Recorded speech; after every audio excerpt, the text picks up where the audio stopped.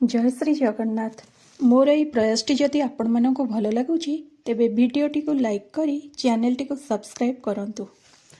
से अति कष्टे पीड़ा पाई निज पातक सुमरई उठी पड़ई से विकले घोर प्रहार भया कूले क्षुधा पिपासा देखा कूले पथरे नियंती सत्वरे बही तरणी नदी कूले बालुका जलई अनळे तप्त बालुकामय पथ से उष्ण वायु सत्तापित सूर्य किरण दापा नळ संतप्त करे अति बेळ कलिता पई अति घरे से ताप के सही शरीरे तही तपत बालुकारे प्रवेश करती सत्वरे गमई अति कष्ट भरे न गले मारती निर्भरे क्षणे विश्राम न करांती अनेक घोर शास्ति त्यंती जे मार्गे जल वृक्ष नाही प्राण संभाळी बसे काही आश्रय उतक न मिले समर्थहीने भय पळे एमंत पथे न्यंते धरी एकांत निज काम स्मरी पड़ी उठई दुखे श्रमे मूर्छित होए ज्ञान भ्रमे मारंते सत्वरे उठई अज्ञाने पुणी से पढ़ई से दूते दया न करंती तु सह मार्गे गेनी जाती गहन घोर अंधकारे नियंती पापी को सत्वरे पथ दृश्य हुड़ी पड़े मुंडे प्रहारंती निपीड़े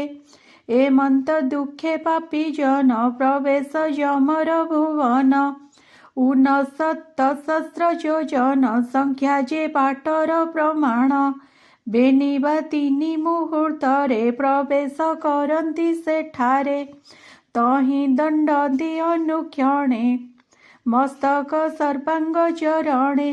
तदंते दहंती अनळे रोदई निर्घात चहळे अत्यंत पीड़ारे व्याकुल क्षुधारे हुए ज्ञान फल आपणा हस्ते देह मांस काटिण करुथाई ग्रास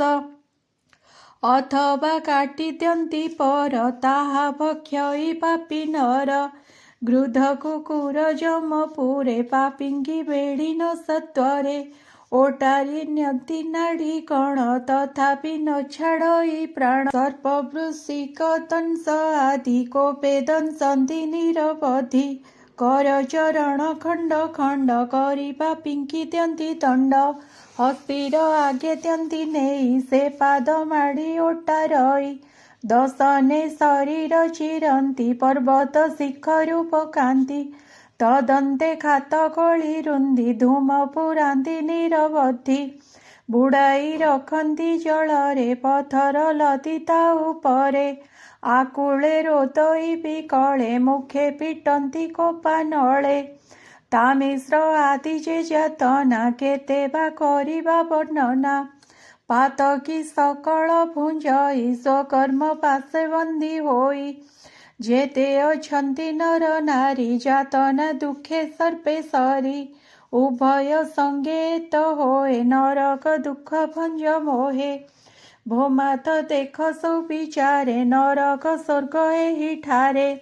नरक जातना जेते एठारे देख बा प्रत्येक एबेनी बुझ परिमाणी विवेक मुख्य शास्त्र शोणी ए रूपे कुटुंब जे पोषे निज उदर परितोषे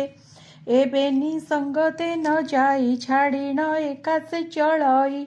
भुंजई आपे कर्म फल जाठारु नाही बलियार तेजिण निज कले पर एकासे कमे जमपुर अधर्मे प्राणी हिंसा करी जे देहे पोषे स्नेह करी से देह तेजिण से जाई पाप को पृष्ठरे बसाई एकासे नरक भुंजई द्वितीय संगते न जाई कुटुंब पोषणर फल ताहार जेतक समळ जे फल ईश्वर दियंती पापिता एकाकी भुंजंती धन हराई जेने नर मनरे हुई आतुर से दुख न भुंजई पर ते सने नरक आहार केवळ अधर्म आचरी कुटुंब पोषण जे करी गमई अंधत्रास मिसकू उद्धार नाही काही ताकू अंधता मिश्र तार नाम ताहाही नरक चरम मरणे दहन हुअन्ते नरक भुजई एकान्ते जेतेक जातना अछई क्रमेण सकल भुंजई से पाप पुण्य अवशेष कर्मे से उदरे प्रवेश स्वान शुकर आदि जोनि पापिल भई कर्म घेनी ए पाप जातना भोगन्ते पवित्र होए बाह्य अन्ते तदन्ते दर देह होई एथे संशय न घटई एमते मातार समीपे गोविंद कपिल स्वरूपे जेते कहिले ज्ञानी पाणी सुजन जने हासुणी तरिव भवबन्ध पास कहई जगन्नाथ दास इति श्रीमद्भागवते महापुराण परमहंस्या संहिताया तृतीय स्कन्धे कपिलदेवहूति संवादो निरयजातना वर्णनम नाम 31 अध्याय पुण्य पाप जेमि सामेसी गति दियाए राजसी मनुष्य जन्म जेणु पाए 31 रे हा कहे बोलंती प्रभु